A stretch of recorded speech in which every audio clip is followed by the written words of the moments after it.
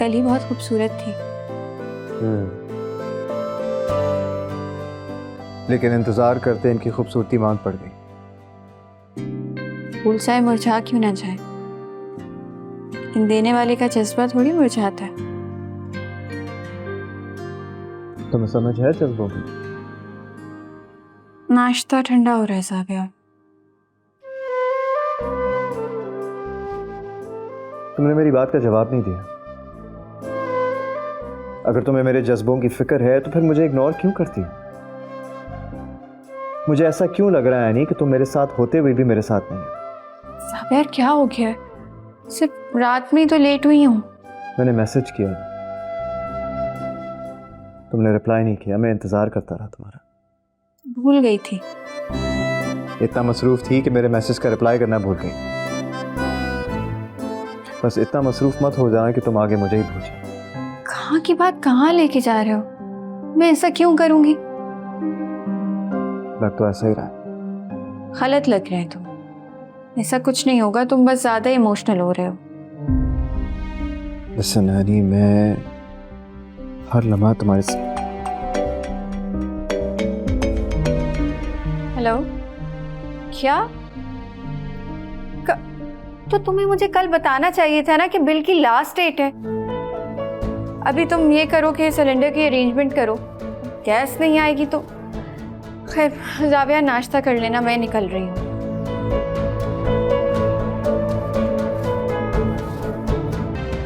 Please रोना तो बंद कर दो। अरे तुम खुद बताओ, अम्मी ने ऐसा क्यों किया? अब भी तो मैंने कुछ भी नहीं कहा। ऐसा मजा चकाती याद रखती सारी जिंदगी। वो प्लीज अभी तो चुप कर जाए, उसकी हालत देख ले, रो रही है वो। इसको तो मैं घर जाके सेट करूंगी। देख नहीं रही थी कि कैसे जीनत ताने दे रही थी इसे? कहती रहती थी ना कि आदिल से दूर रहो। समझ आ गई अब? तो वो क्या करती हैं आप मुझे बताएं? उनके घर में खड़े होके उनके बच्चों को बातें सुना रही हैं, तो क्या वो चुप रहती? अच्छा, देख रही हूँ मैं तुम अपनी ससुराल की कैसे तरफदारी कर रही हो। आज तो अच्छा हुआ कि सारों के चेहरों से निकाब उठ गया। सब मैं जाके शकील को बताती हूँ। अब मेरी बात कान खोल के सुन लो। जहां मैं कहूंगी ना वहां तुम सर झुका के शादी करोगी, वरना मुझसे बुरा कोई नहीं होगा। अब चलो घर।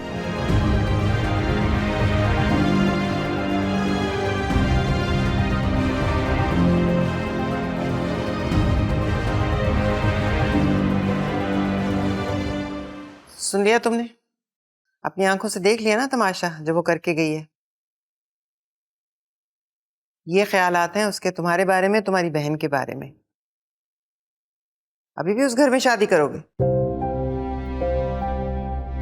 देख रहे हो सिकंदर, इसे तो हमारी इज्जत का जरा भी पास नहीं है। इसे उस लड़की के अलावा और कुछ नजर ही नहीं आ रहा। ताई अम्मी, खुदा का वास्ता प्लीज चुप हो जाना। जाविया, तुम हमारे मामलात में दखल अंदाजी मत करो। मेरा और मेरे बच्चों का मामला है। चले ठीक है, मैं आपके मामले में इंटरफेयर नहीं करूंगा, लेकिन आप आदिल को प्रेशराइज नहीं करेंगे। उसको कोई भी फैसला लेने का पूरा हक है। अगर वो निदा से शादी करना चाहता है तो वो करेगा, और हम सब उसका साथ देंगे। सिकंदर, कुछ कह क्यों नहीं रहे? आदिल, मैं तुम्हारी माँ की इस बात से इत्तेफाक करता हूँ। निदा का इस घर में आना ठीक नहीं होगा, और वो भी जब ईश्वर भाभी तुम्हारे बारे में ऐसे ख्यालात रखती हैं। Dad, are you serious? Javiya, तुम चुप रहो। बात अभी बड़ी नहीं है, यहाँ रोकी जा सकती है। आदिल एक बिजनेस डेजिग्नेशन रखता है, और उसकी शादी उसकी हैसियत के लोगों में होनी चाहिए, जो उसे और उसके फ्यूचर को फायदा पहुंचाए। यही तो मैं कह रही हूँ। मैं तो इसे ये बात समझा समझा के थक गई हूँ, लेकिन इसके दिलो दिमाग पे तो बस वो लड़की छाई हुई है। एक मिनट, आज जो कुछ भी हुआ वो बिल्कुल ठीक नहीं है। But it doesn't change the fact कि मैं सिर्फ और सिर्फ निदा से प्यार करता हूँ। देखो, अब उस लड़की का मेरे सामने नाम मत लेना। मैं तुम्हें कह रही हूं तुम भूल जाओ उस लड़की को, वरना फिर अपनी माँ को भूल जाओ।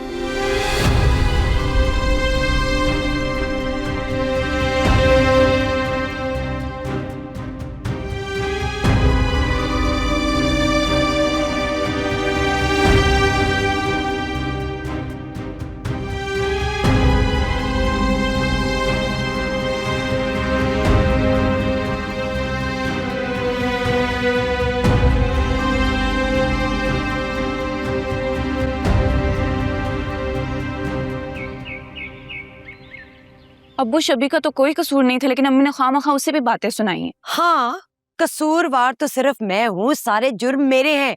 फांसी लगा दो मुझे। अब एक लड़का मेरी बेटी को तंग कर रहा है तो मैं क्या करूंगी? हाथ पे हाथ रख के बैठ जाऊं? आपको निदा ने क्या कहा है कि आदिल उसे तंग करता है? ये क्या बताएगी?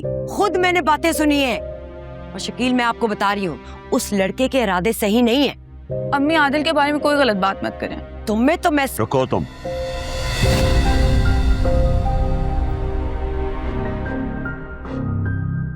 फूफा जान, फूफो ने जिस तरह की ज़बान छवि के खिलाफ इस्तेमाल की है, मुझे लगता है उन्हें माफ़ी मांगनी चाहिए।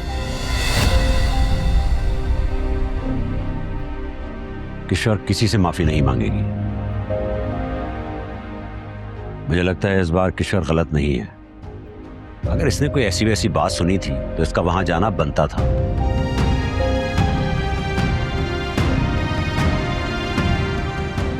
इस बार मैं किशोर के साथ हूं। अगर पप्पा जान, मैं बेटा, आप दोनों अभी कमरे में जाओ, हम बाद में बात करते हैं।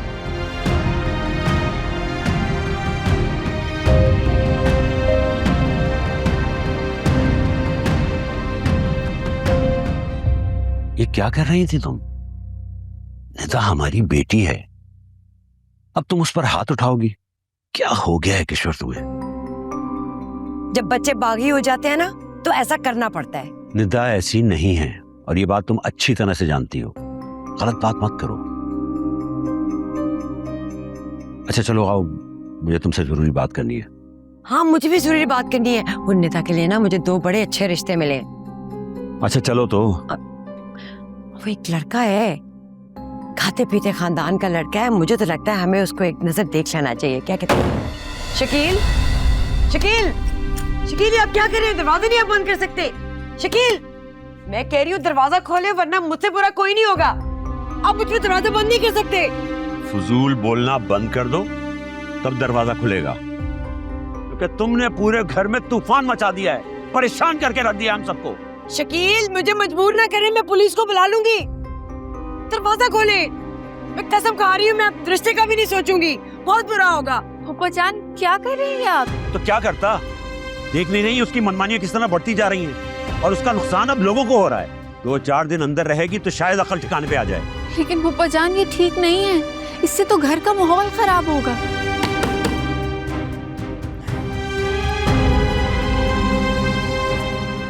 बेटा तुम समझ नहीं रही हो। बेसिकली मैं डर गया हूं।